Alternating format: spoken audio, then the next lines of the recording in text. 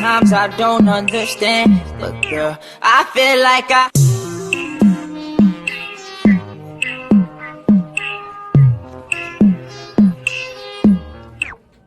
Hey y'all, it's the Real Pretty Destiny back in the cut with another video. And on today's video, I'm doing a video basically on the labor and delivery like story time, how everything went, how it happened, and like just all of that. So make sure y'all follow all my social medias, do what y'all need to do, and yeah, let's get on with the video. Okay, so when I was pregnant, I don't know if any of you guys watch my old videos, but when I was pregnant, I used to show you guys my stomach so you guys could see like the bump growth of like how big my stomach got over time every time I would do a video. So now I'm basically gonna do my stomach going back to how my old body used to be, basically like my postpartum body or whatever. So yeah, let me show y'all. This is 4 or 5 days postpartum. I had him March 24th. So, and I did get stretch marks. A lot of people were asking me that. I did get stretch marks, but it's not that bad. So, that's how my body is. Hey, you guys, I'm back. I'm sorry I had to pause. I was just doing some stuff, but I'm back now, and I'm going to be recording the rest. Get out of here. You want me to put that in my video? Mm-hmm. I'm gonna start. Can you move? Niggas gonna see that, bro. Niggas gonna cut my ass. Can you move? Like, get out. Let me do the story. Niggas, yo, you're not putting that in there. I hope you know that, bro. You're not putting that shit in there, bro. Sorry, y'all. You know, my baby daddy likes to interrupt. But basically, I'm gonna start this story time the day before my water broke. Yeah. So basically, the day before my water broke, I had an appointment to go to my doctor. It was like the last appointment. I think I was 40 weeks already. I'm not really sure, or 39 weeks. I was around there when I gave birth or whatever. But I went to my appointment and she had to check me down there to see if I was dilated at all whatsoever. And I was 2 centimeters dilated. Like, my body just did that itself, you know? So basically she did the membrane sweep, and I don't really know if you guys know what that is, but it basically moves everything like around. And my uterus, I think it was my uterus, I think that's what it's called, the uterus that's there, I'm not really sure, it was really soft. So like, you know, I was preparing to give birth. My body was preparing already to give birth before my water broke or whatever the case may be. So she did that, and after that I went home, went to sleep for hours. I literally slept the whole entire night. So I went to sleep for hours, whatever. Then the next morning I woke up and I was on FaceTime with my friend, and while I'm on FaceTime with her, I'm laying on my bed, and out of nowhere I just feel like he kicked me, you know, down there in my area, or like if something popped. Like, it felt like he kicked me, but at the same time I felt like something popped. It felt weird. So I'm just laying there and I'm like, I just felt like he kicked me. So literally before I got up from the bed, like a whole bunch of liquid just started like coming out. So I stood up from my bed, and I was just standing there, and the liquid was just all falling out. And I was like, did I just pee on myself, or did my water break? So I was a little confused. So I smelled it, and it didn't smell like pee. So I was like, nah, my water had to break. So I went to my mom's room and I told her, and she's basically like, your water did break, because she smelled it. It doesn't smell like pee. So the only other thing that it could be is my water breaking. So I wasn't in no pain, didn't have like no contractions. I didn't have nothing like going on or whatever. So then I took a shower because we were going to go to the hospital. So I got in the shower, you know, I did what I had to do down there, and I just prepared myself. I still wasn't in any pain. I was just feeling a lot of pressure down there.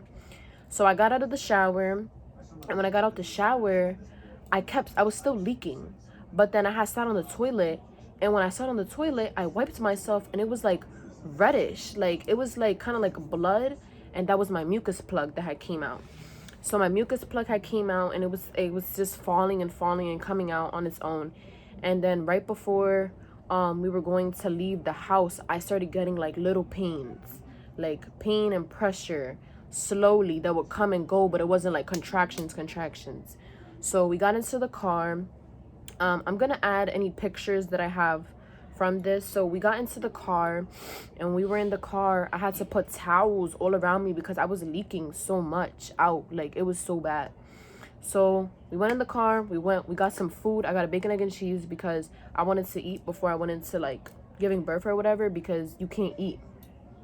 Well, at least I didn't eat, but I didn't really ask them if I could eat because I had no appetite, but I'll get to that.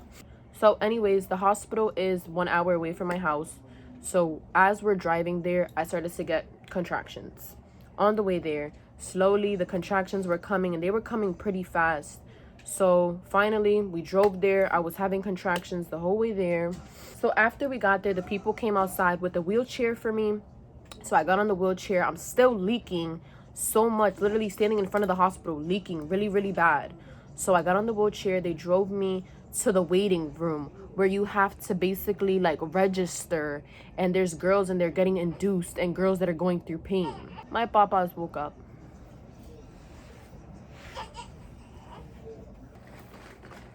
So here's Legend, my little baby. He's so red. Yeah, alright, pass over. I love you, papas. All right, guys, so you guys are gonna see me make a bottle real quick. So if you guys hear him crying, you know, he's a baby, he's gonna cry, he wants food. So I'm gonna make his bottle. This is the formula that he is using. He's using this formula, but I am producing breast milk, so I am mixing it in, but I don't want to give him just breast milk by itself. I want to mix it.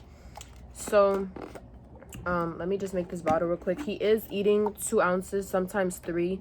I'm gonna give him 3 ounces today, like right now, because he hasn't eaten in a couple of hours. Okay, so that's 1 ounce of breast milk.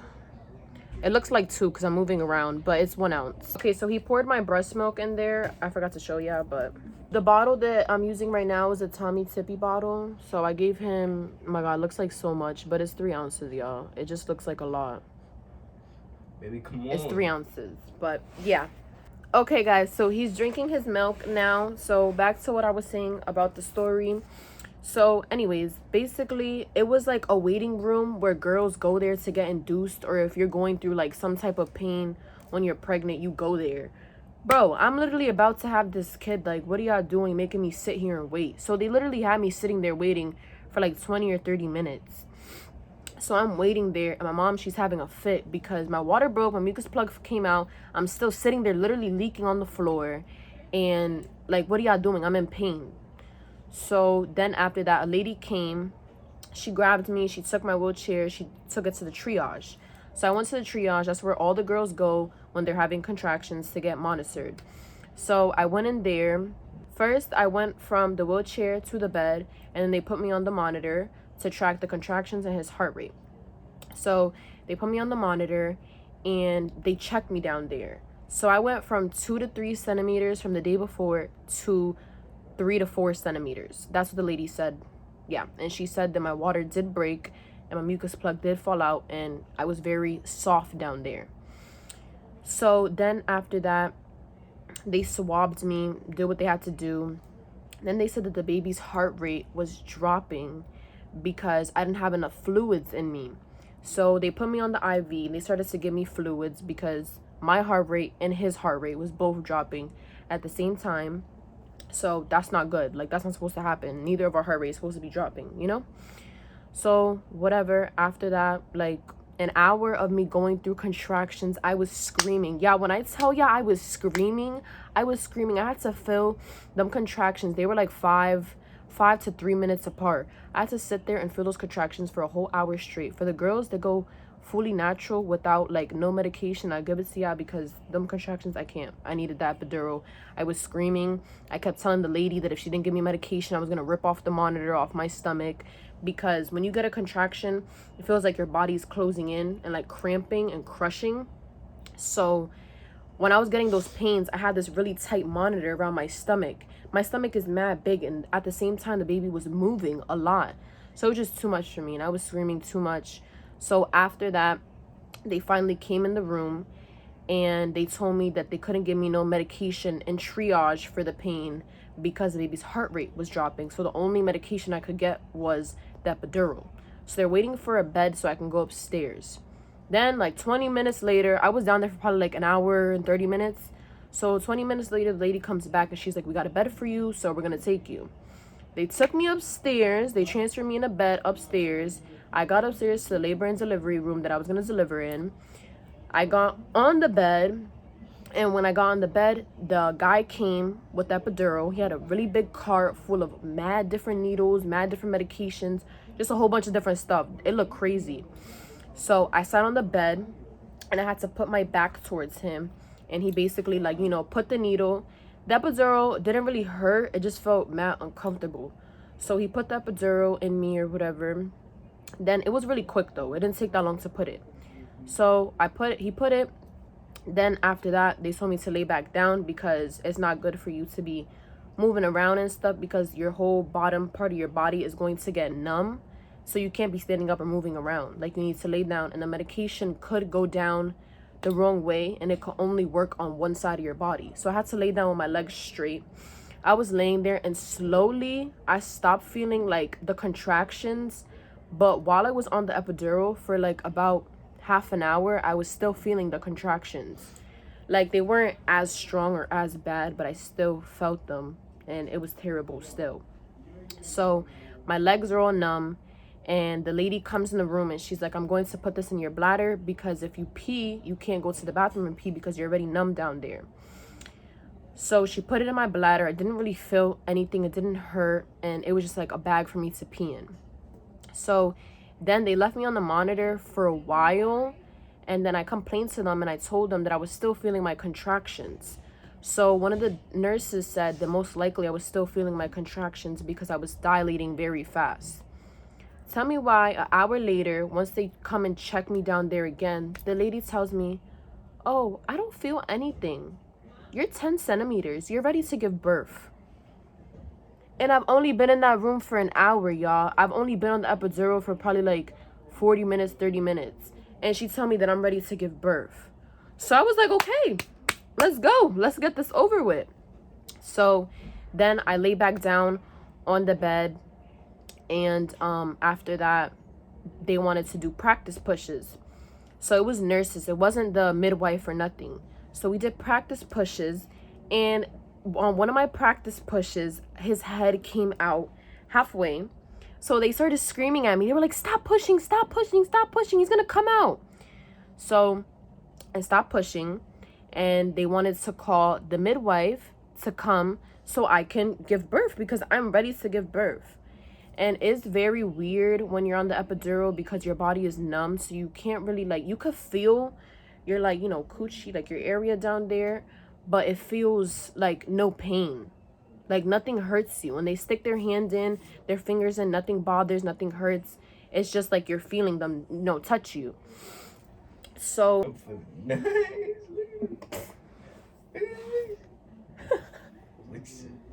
so then the nurses came in and they started prepping everything on the tables, you know, doing what they had to do to prep me to give birth. And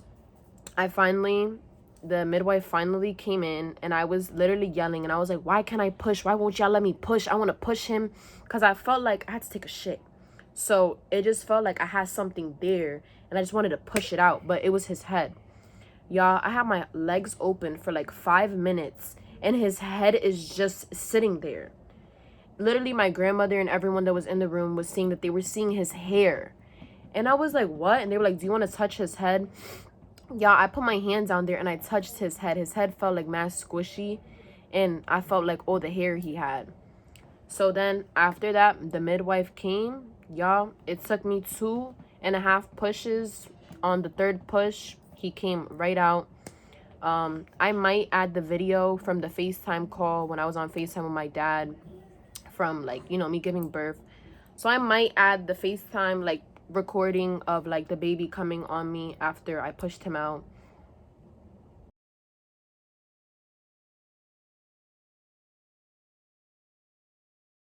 So that is the video. That's, you know, my reaction. Of course, like, bro, that's my whole baby that I've been holding for all these months, and it's it's a really good feeling, but it's like I'm in shock because I'm actually seeing him like right in front of me. I actually heard him cry, so it was just crazy. But once he was out of me, he was all good. He cried once, and then they immediately put him on top of me. He stopped crying. We had to do skin to skin for about like an hour. And then after that hour, they took him off. They started doing his little feet prints and started doing all of that, his weight and everything. He did come out 6 pounds, 9 ounces, and 18 inches, I believe, or 19 inches, something like that. So they did all of that. Yeah, why the next hour I'm standing up, going to the bathroom myself? I literally got up myself. The lady was like, do you need to hold me? Do you need to hold? I was like, no, I don't need to hold you. I walked to the bathroom. I used the bathroom myself. And that was basically it. Like, it was very easy for me, except the part that I was getting the contractions. Once I got on the epidural, it was so easy. But I'm actually like blessed for it to go that easy, because some girls, they'll be on the epidural for hours and hours and hours and they will not be dilating. I went from 2 to 3 centimeters to 3 to 4 to 6, then to 10, like this. Like, it was very fast. I didn't have to wait at all. It was a very fast process for me. It was never no time that I'm just sitting there for like 2 hours, 3 hours waiting. So after that, we were in the room for a little while. Then they wrapped him up, and then we went to the room that I was going to stay in for the couple of days that I was there. And then from there on out, I was a mommy. So that's pretty much how the story went, or whatever. I am going to be doing a Q&A on you guys asking me questions about my labor and delivery, like certain questions that y'all want to know about the pain, or about this, or about this. So basically, that's really my story. It's not really much to it. The story is pretty quick because it happened pretty fast. But yeah, I hope y'all like this video. Make sure y'all follow all my social medias. Do what y'all need to do. Make sure y'all like, subscribe, and yeah, comment what y'all want next. And yeah, love y'all.